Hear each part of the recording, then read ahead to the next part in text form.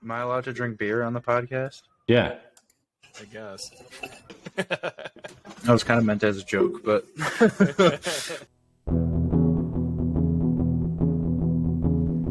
podcast about bourbon and the ones who drink it. This is Bourbon Matters.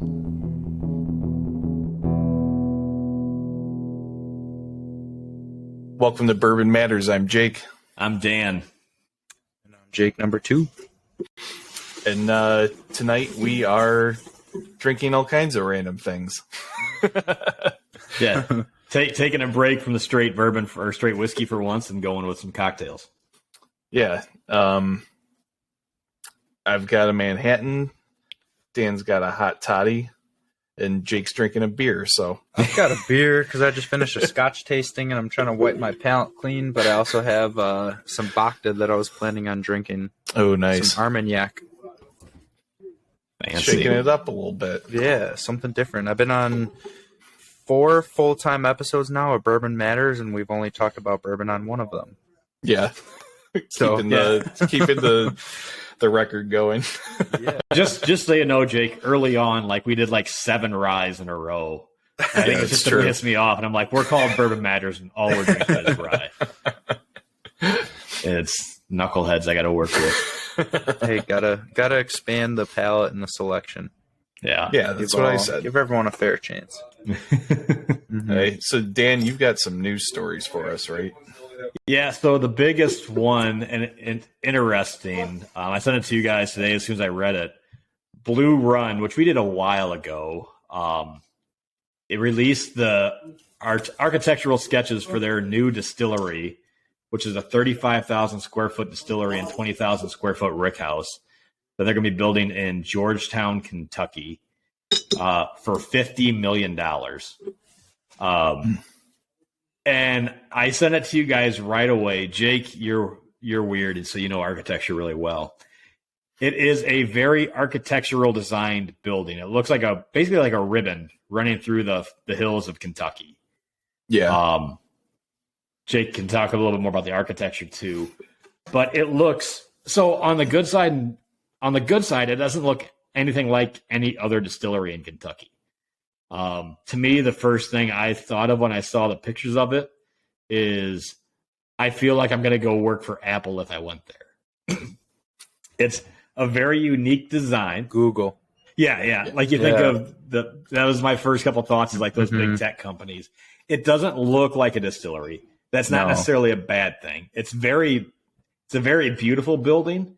I'll have my opinions, and I'm sure you can already tell which way I'm leaning. But what are you guys' thoughts? I mean, I think it's great because they've been contract distilling with Castle and Key and Bardstown, so it sounds like they'll be doing their own stuff here now and aging their own stuff. Yeah. But what are your thoughts about the new Blue Run proposed building? I mean, I think it goes back to what we were talking about the other week with gimmick whiskeys and doing something different to stand out. And they're creating a destination. They're creating somewhere where people want to travel to and go see and visit. And it's going to be interesting to see where the industry goes in 10 to 20 years from now. But I think things like this are necessary to keep people engaged and keep people traveling to go to these distilleries. And they're doing something different to attract that. Yeah. That was the first thing I thought of. Yeah, I would agree. I do think the building looks cool. It's designed by Bjarke Ingels Group, or BIG. I think they're from Copenhagen, and they've done a lot of very interesting projects. They're one of my favorite architecture firms, and they actually. Bjarke Ingels is the main architect, obviously. He actually wrote a book about his design philosophy in the form of a comic book, which is pretty cool. So yeah, I enjoy his work a lot. But I think they're definitely trying to stand out, in a state full of barns and sheds and horse stables. They're going for the, tech sector super contemporary kind of style. Which I think definitely gives them that destination type experience that's going to draw people in. And then Dan, and it's hard to tell from the renderings, but it looks like the roof might even be all solar panels. They're all just big square chunks up there. I'm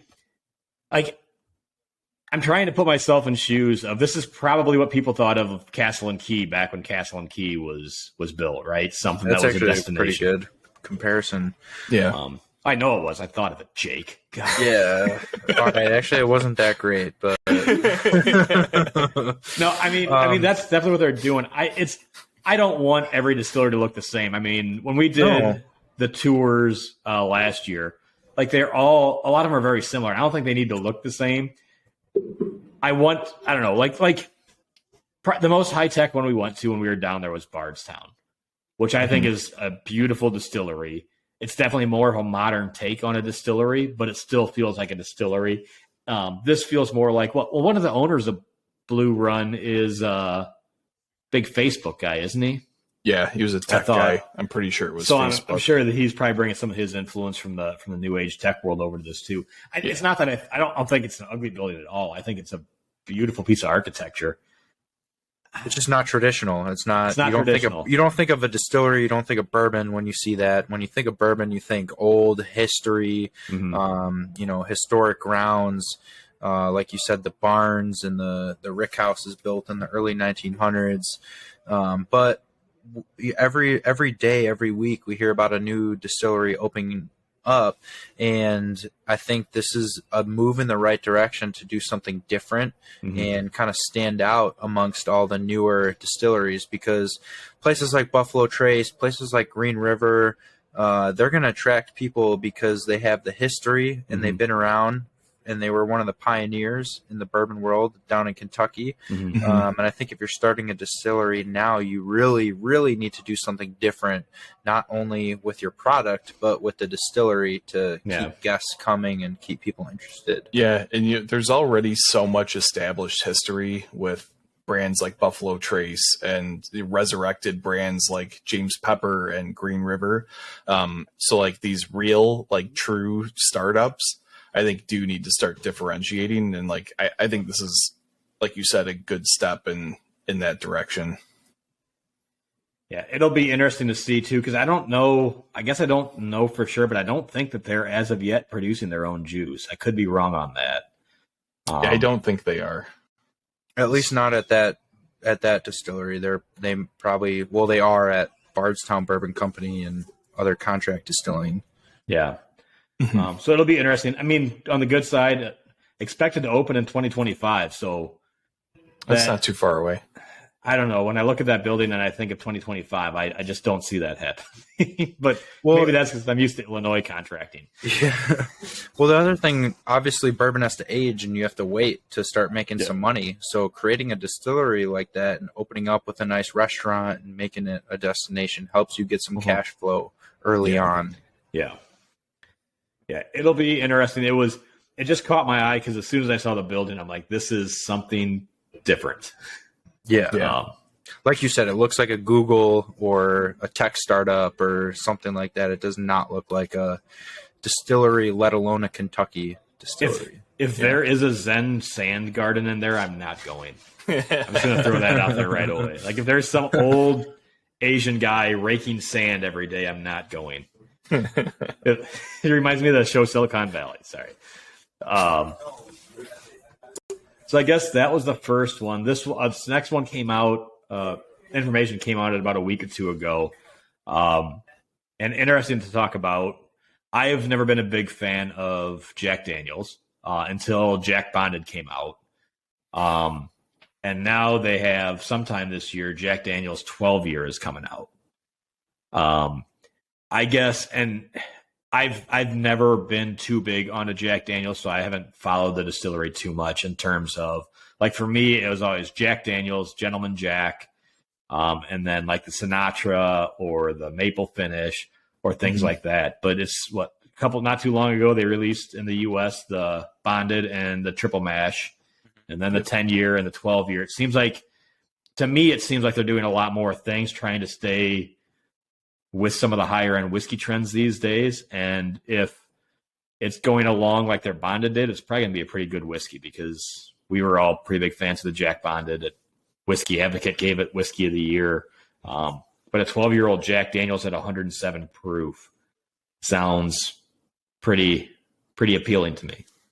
Yeah, that's one of the top things I'm going to be looking for this year. I'm glad that it's going to be a bit higher proof. I was a little worried that it was going to be like 94 and kind of lose some of the character of that age, but that's good to hear. Because wasn't the 10-year like a 96 proof? It was. Give me a I thought second. it was around 96 or around 100, but I used to be the same way. I used to be hater. I don't know if not a hater, but just like not a fan of Jack Daniels. But some of their stuff recently, like the 10-year last year, I thought was really good. The barrel strength single barrels, you can get some really good barrel strength single barrels. I don't know if you guys saw the blind tasting that I did a couple weeks ago down in Kentucky for the Adventures Bourbon Society. But our Jack Daniels single barrel pick beat Stag 18. Wow. Yeah. Both the same proof, completely blind, and it was like 18 votes to 15 for the record, Dan. Jack Daniels. So an actual close vote. It was actually close. It was close, but yes, looking if you didn't know the end result, you probably would have thought the Stag would have destroyed the Jack Daniels. But some of those single barrels are really good, and don't taste like Jack at all. That's the thing with Jack is the regular black label number 7 does not taste like the Bonded. It doesn't taste like the 10-year. It doesn't taste like some really good single barrels. Mm-hmm. Yeah, and I like to see that stuff coming out of Jack, because like it was when we did Bonded the first. I was not looking forward to that episode because I just have the bad. I think my parents still might listen, so I had bad after college memories of Jack Daniel's Old Number 7. I did not drink it in college because I was good, and I think that sticks with a lot of people. And then when I tried Bonded, I don't think it was Whiskey of the Year by any means, but I thought it was probably the most surprising bourbon to me, or whiskey to me, on the year, because I had very low expectations coming in, and it's one that I keep on the shelf now. Yeah, that was my favorite thing we tried last year. Wow, it surprised me. I liked it a lot. Yeah. Yeah, hopefully Jack keeps on doing some of these older releases like this too. Because, even I never tried. That thing was hard to find. That Coy Hill release they had last year, that single barrel Coy Hill, was supposed to be pretty high end. I tried a few of those though, and while it doesn't taste like Jack Daniels, and I did think that they were good, I do think a good single barrel will dominate the Coy Hill. Because I tried 2 batches of Coy Hill, and I like high proof. I'm a high proof drinker, but I just got heat. Okay. Yeah, I mean, I don't see how like some of these older releases wouldn't be like commonplace in the next few years, considering how many warehouses Jack Daniels has, and they're constantly building more. So it would be awesome if they had like 10-year just out on the shelf like year round. That would be awesome. Yeah. I mean, that's probably the goal from them. Yeah. And I don't see why it's not attainable in the next 3-4 years. Yeah. Because of how much whiskey they put out. But yeah. Last little story. Jake probably hates this one. I'm a bigger fan of this with working at a distillery. But there is a push going on through Illinois legislation right now, and hopefully Illinois does something good for once, where distilleries, right now wineries can ship direct to consumer throughout the state of Illinois and throughout the majority of the states. Illinois' legislation is out trying to have distilleries being able to sell and be able to ship direct to consumer as well too, which obviously bypasses Gold Eagle liquor store. But especially for a lot of these smaller distilleries that are having some releases where people aren't local, and there's some of the small craft distilleries, their releases aren't that big, and unless you go to that distillery that day that they release it, you're not going to be able to have a shot at getting it. I think this helps grow the brand quite a bit. So hopefully we can do something good here. So I'm actually indifferent on this one because obviously that's going to take away sales from us because the limited releases distilleries will probably just sell on their own and go online, buy it, and they'll ship it out. Mm-hmm.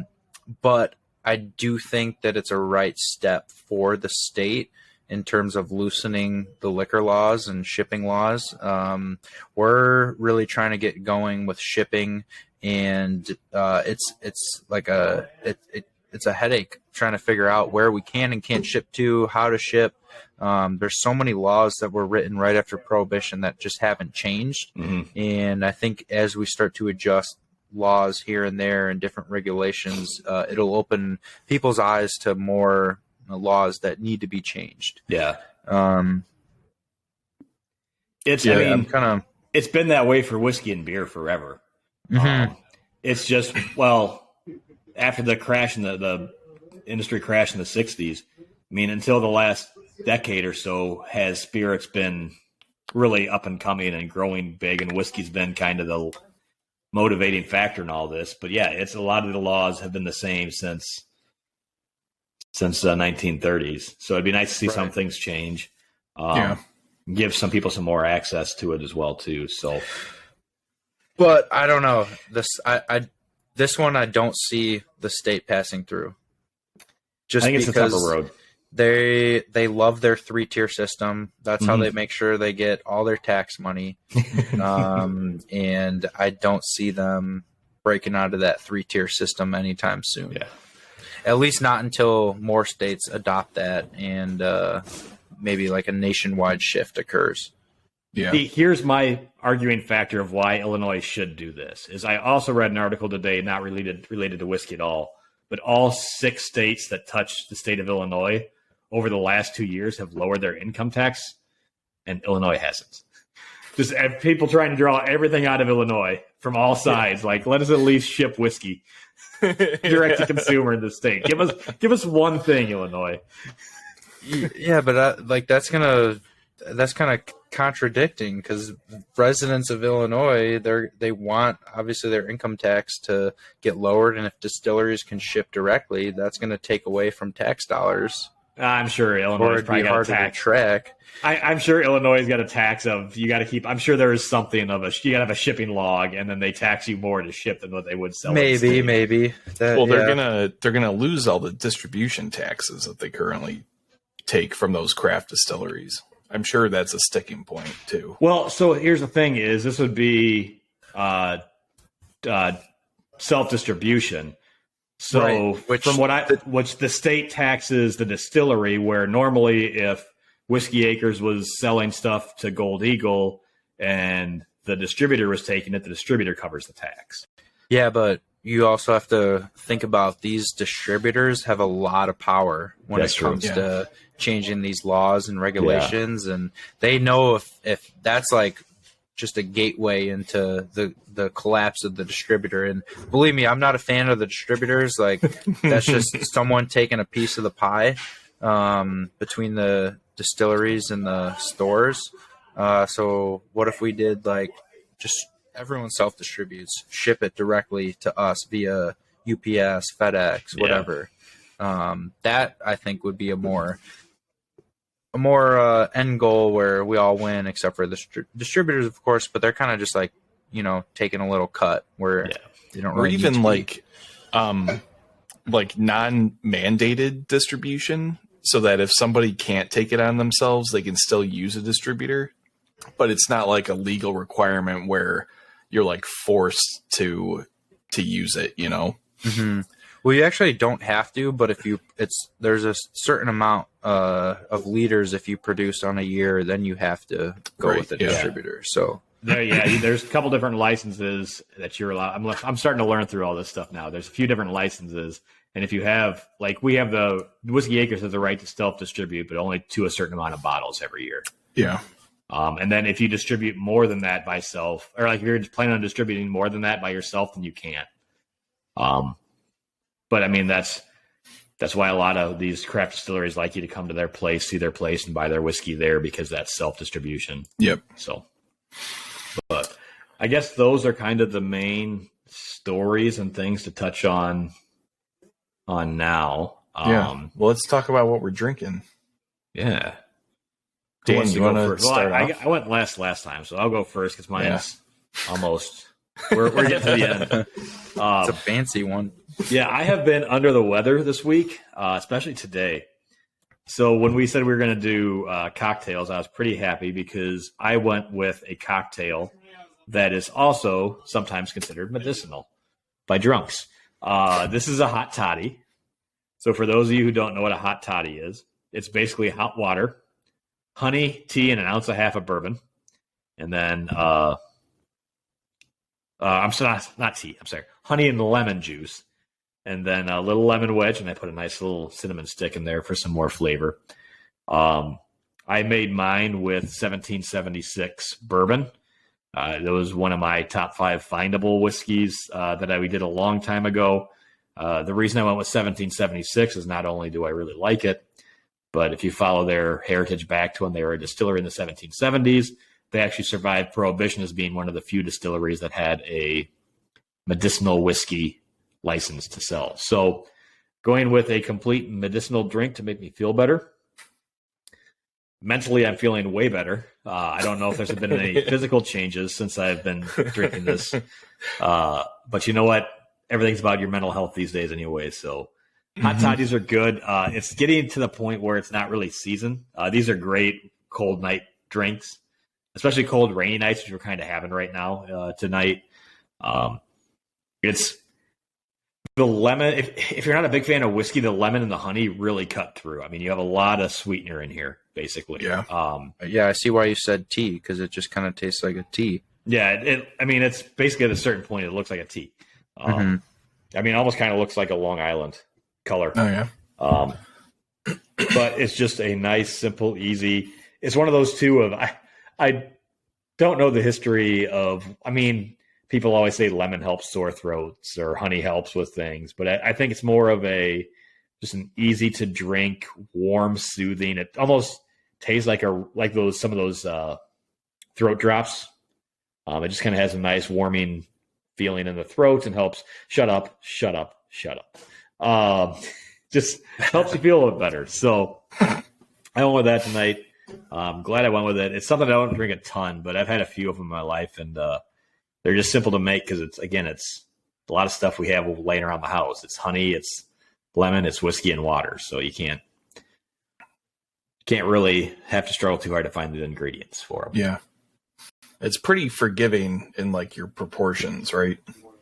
Yeah, I mean, it's usually the traditional is an ounce and a half of whiskey, 6 ounces of water, and then a couple teaspoons of honey and lemon. But it's the whiskey itself doesn't really cut through it at all. I mean, you can tell that there's alcohol in there. You can tell it's whiskey if you know pretty well, but it's light, easy drinking, and it's very soothing and makes me feel like I'm doing my body healthy. Yeah. Good for you, Dan. I'm glad you think that you're healthy. Hey, it was medicinal at one point, all right? Medicine is never wrong. Yeah. What are you guys drinking? Next? Sure. So I'm drinking actually some brandy. Bacta 2707. It's 10% Armagnac, 90% Calvados, finished in a Islay whiskey barrel. I just did a Scotch tasting before this, so I kind of have that peaty flavor already in my mouth. And this was like kind of just a mellow, like Armagnac is a go-to for me at the end of the night when I just want something a little bit lighter, a little bit sweeter, but still has the complexity that a fine aged bourbon would have. So yeah, this is, and you guys have had Bacta before, right? Mm-hmm. Yeah. Mm-hmm. Is that one of the really old ones, or is that one of their normal releases? No, this is like the flagship. So it's called 2707 because it was supposed to be a blend of 7-year and 27-year, but they kind of screwed up the blend, and whoever was blending it, accidentally put in like some 49 year with like some 17 year. And the story is that it would have cost them more to relabel everything, rebottle everything, than just keep it as 2707. So you're getting a premium product, and it's one blend that was created and never will be recreated. But it's finished in Islay casks for 2 weeks, which just gives it like a nice little kiss of peat, little kiss of smoke. And I do like Islay Scotch, so.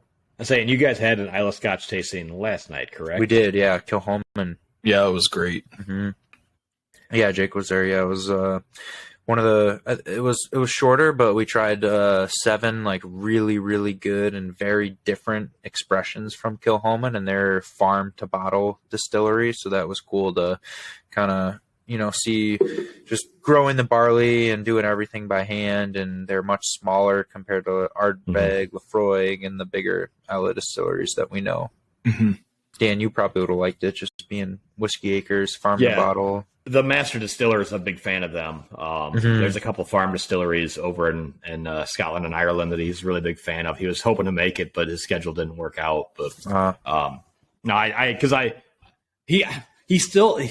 he's like, I still got to make it up to their store because he's bought stuff on your app, and either me or Julia picked it up.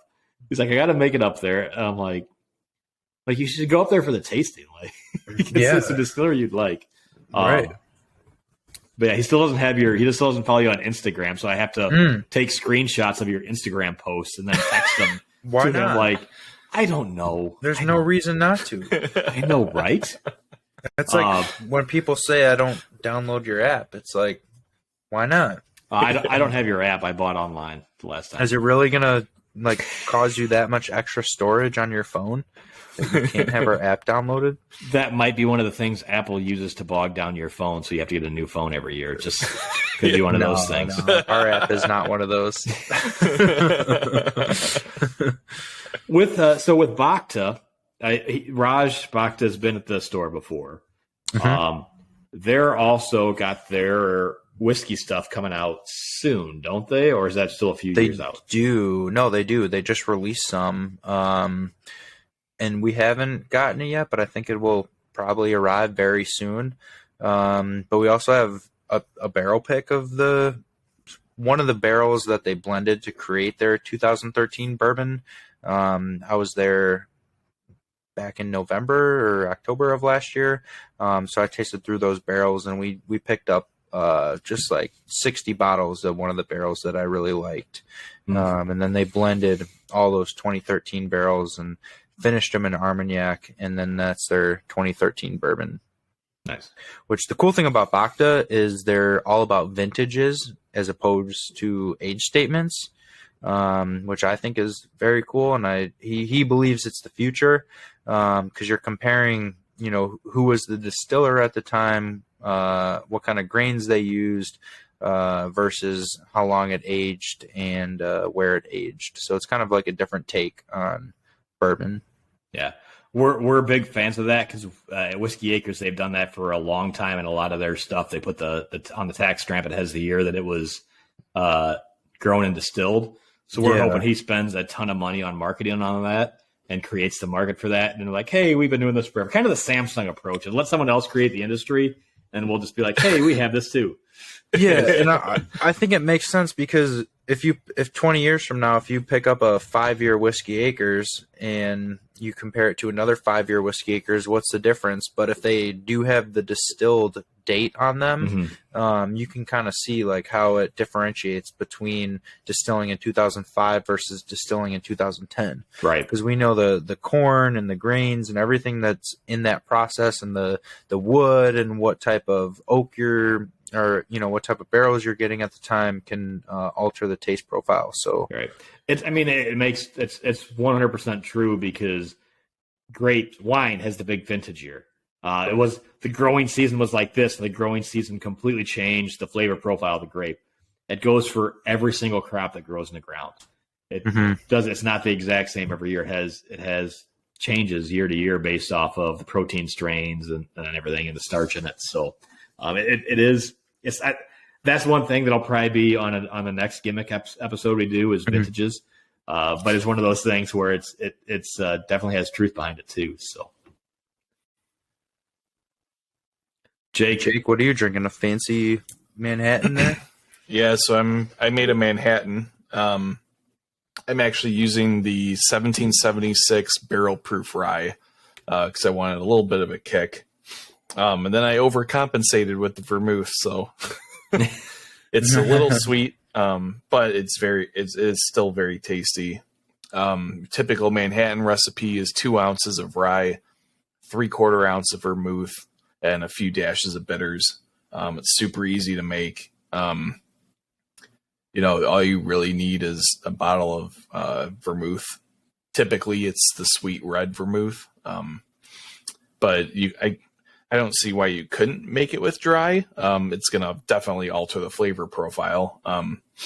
But because the sweet vermouth usually is like your sugar component to kind of counteract all that rye spice and alcohol, taste. So this one I did an ounce of the sweet vermouth, which I think is overtaking it a little bit, but it still came out pretty good. I was just worried because it was barrel proof rye that the rye was just going to blow everything else out of the water. But you a cherry guy in there too, then, or no? Yeah, I got my Luxardo cherry in there on a fancy little stem, a little skewer, yeah. sword. I've never been a big fan of Manhattans, and it's one that I can't get into, and it's boiled down to I just don't like vermouth. Any cocktail. Do you like wine? Jake, I drink wine because I'm an equal opportunity drunk, and I have a dozen bottles here. But it's like the only time I drink wine is when I have people coming over and they want to drink wine with dinner, and then I'll drink wine at that point. Yeah, that makes sense. If I drink wine, I'd rather have red than white, and the rosé and prosecco and all that stuff is a no-go for me. Yeah. But it's like I don't like vermouth. I don't like Manhattans. I don't like a lot of martinis. So I think it just boils down to the vermouth flavor, which stems from wine. Mm-hmm. So I'm a big cocktail fan, and just cocktails in general. I find most of the time I'm disappointed when I'm out at a restaurant or a bar, even like a fancy steakhouse or whatever. Most of the time when I order a cocktail, I'm let down, and I feel like I've perfected my old-fashioned recipe, my Manhattan recipe. So most of the time when I'm out, like I taste like synthetic, or it's just watered down. Yeah. There's very few places where I'll order a cocktail and be satisfied with it. Yeah. Yeah, there's nothing worse than ordering an old fashioned and it comes with crushed ice. Oh yeah. And like typically now the average price for a cocktail is about $15-$20, and if I'm gonna pay that, like I want a good, well-made cocktail.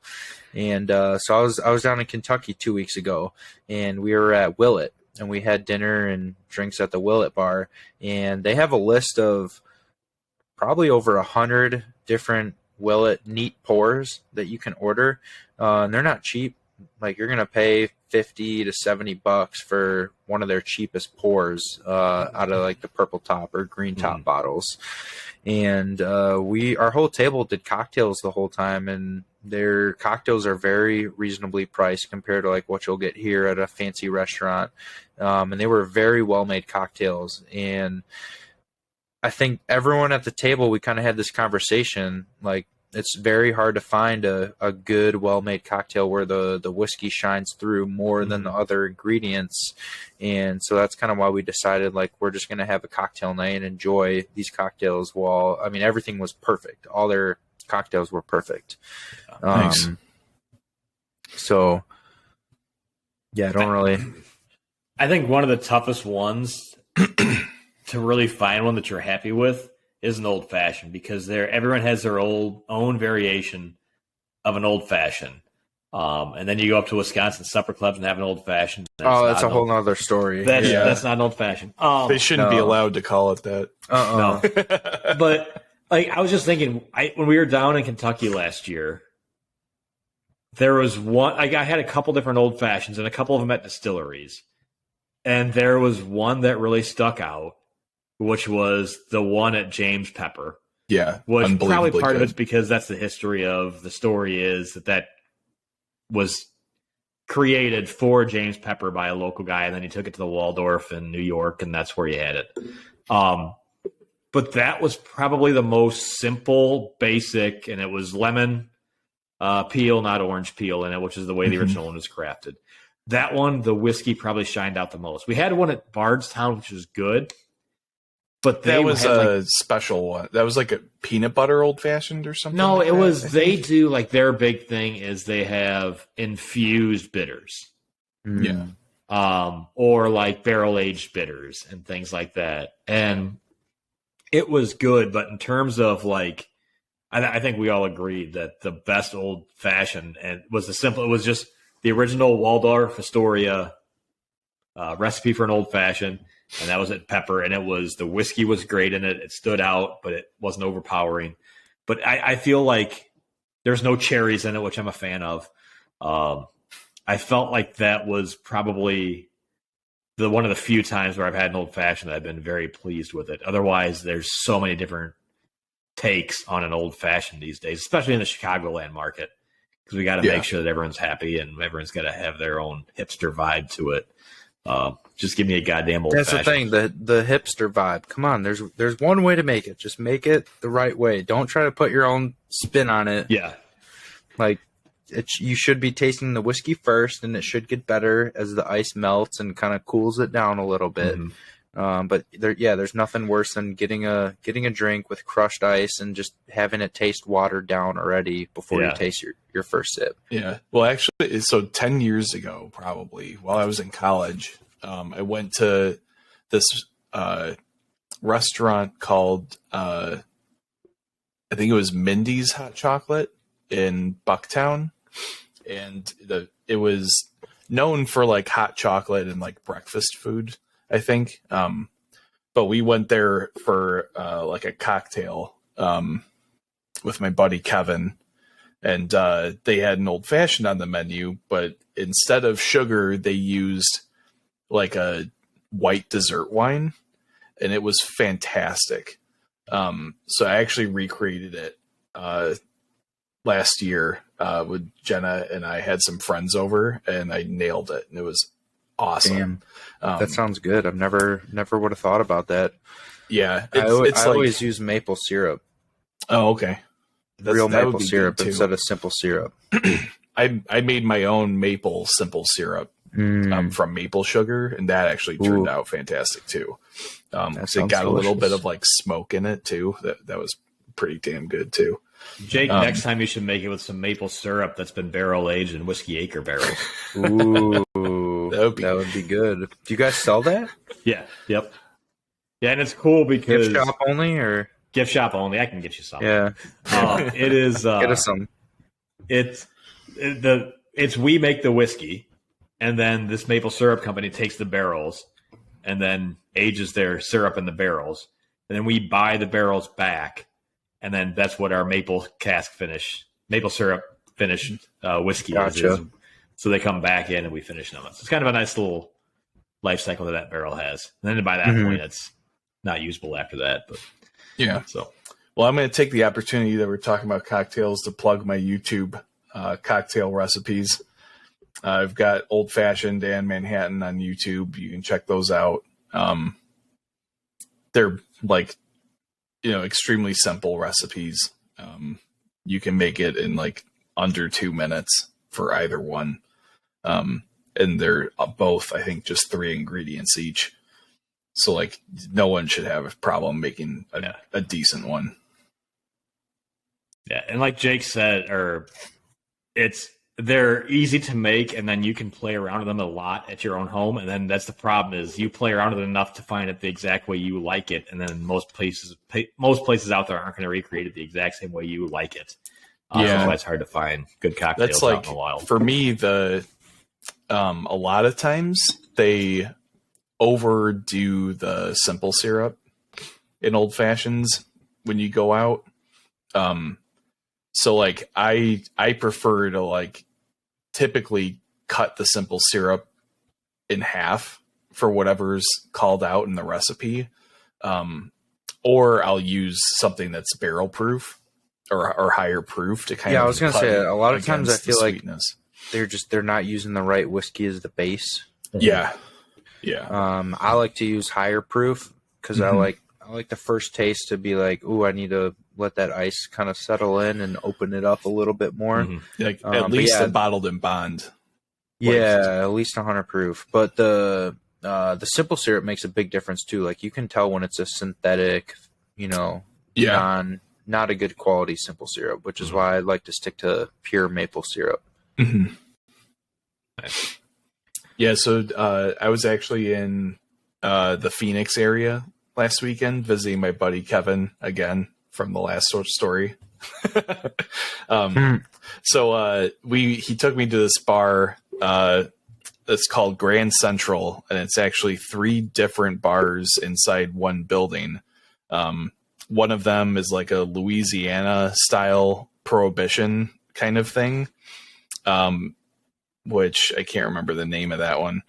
But then they have one that's like a pirate ship called Undertow. That's like tiki bar type of theme. But the one that we went to is called Platform 18, which looks like a train car, and it's all like 30s Prohibition era style cocktails. So I got an Old Pal there, which actually used Elijah Craig rye. I think it was sweet vermouth and Campari, and it was phenomenally good. So I think I'm going to do a recipe on that coming out soon. And then he took me to a bar called Second Story in Scottsdale, where I got some like real Sazeracs that were also phenomenal.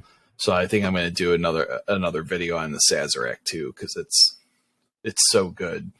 That's another cocktail that's like hard to nail down, but when you get it right, like it's really good.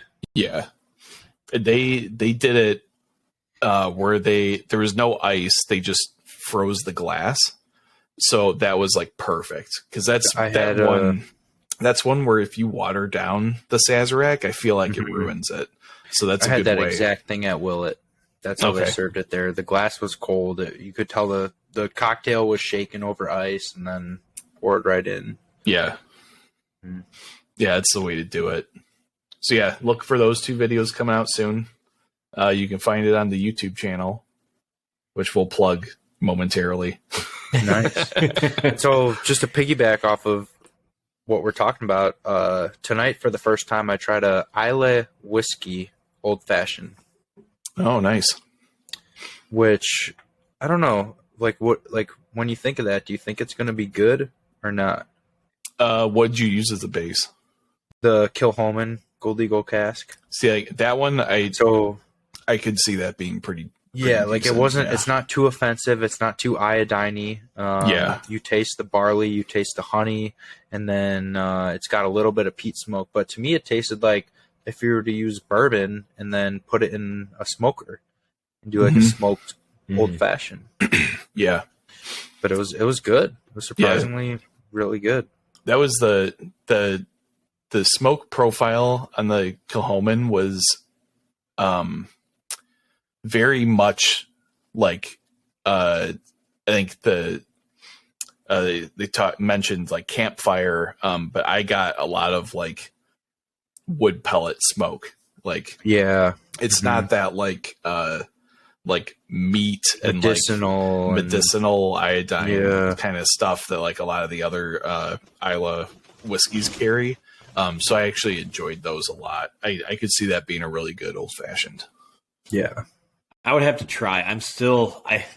I've gotten more and more into single malts, but the peat I'm still struggling with. Yeah, I mean, if you don't like peat, you probably wouldn't like it because you can still taste that peat. But yeah, I will say, I'm not like, a peat fan. I enjoyed it. So yeah, I think the Kilchoman is like the perfect gateway into Islay Scotch. There's other brands that aren't Islay that you can taste and kind of get a feel for, like that sea spray and peatiness. Like Talisker, I think, is a really good intro. Yeah, that one's to pretty the good peaty too. Scotch. But the Kilchoman was a lot more on the mild side compared to like your Laphroaig and Ardbegs. Mm-hmm. Nice. All right. Well, I guess we might as well finish with the plugs that Jake just teased not too long ago. Before we get into our stuff, Jake, the Gold Eagle app, the Gold Eagle socials, where can they find Gold Eagle stuff at? Download our app on the Apple App Store and Google Play Store, goldeaglewine.com, Facebook, Gold Eagle Spirits, Instagram, Gold Eagle Wine. Yeah, that's our main tools to track everything. And if you go to our website at goldeaglewine.com, you can see our entire inventory, purchase things online, and then we hold it forever until you can make it in and pick it up. Or Hopefully send Jake send Jake someone in. Yeah, send Jake in, or hopefully we'll start shipping soon as we can figure out all these damn shipping laws and regulations and BS that goes on behind the scenes. Nice. Yeah, there's some killer events coming up too. So There be is, sure to yeah. look for those. Mm-hmm. Yeah, I'm mad I'm not in the area anymore. Yeah. Well, we got a couch up here in the office. You can come and just crash here. I'm sure Jake has a spare bedroom or couch. Yeah. Yeah, I'd rather sit in Ian's the always welcome. All right. Yeah. So you can find Bourbon Matters at Bourbon Matters on Instagram. Search for us on Facebook. You can find us on YouTube at Bourbon Matters. Like I said, we have cocktail videos, which I have been really lagging on. So I'm going to get back on that. But you can also watch all the episodes, and then coming out soon, we'll also be releasing recorded masterclass events from Gold Eagle. Oh yeah, the videos will be on a Gold Eagle masterclass channel, and then we'll post the audio on the Bourbon Matters podcast feed. So if you want to listen to those, I don't think there's been one yet that hasn't been full of all kinds of cool stories from the reps or whoever's presenting. So those are great to listen to. and a lot of inside information, just from like an insider perspective. Someone who's involved with that brand every day picks up a lot of different tidbits than someone who's an outsider looking in. Mm-hmm. Well, Jake, you better figure out your shipping so I can get a bottle shipped to me and then listen to it and then catch up on the class that I missed. Yeah. So, all right, guys. Well, it was nice to take a break from drinking straight whiskey for once and trying some new, unique cocktails. But cheers, guys. Cheers. Cheers.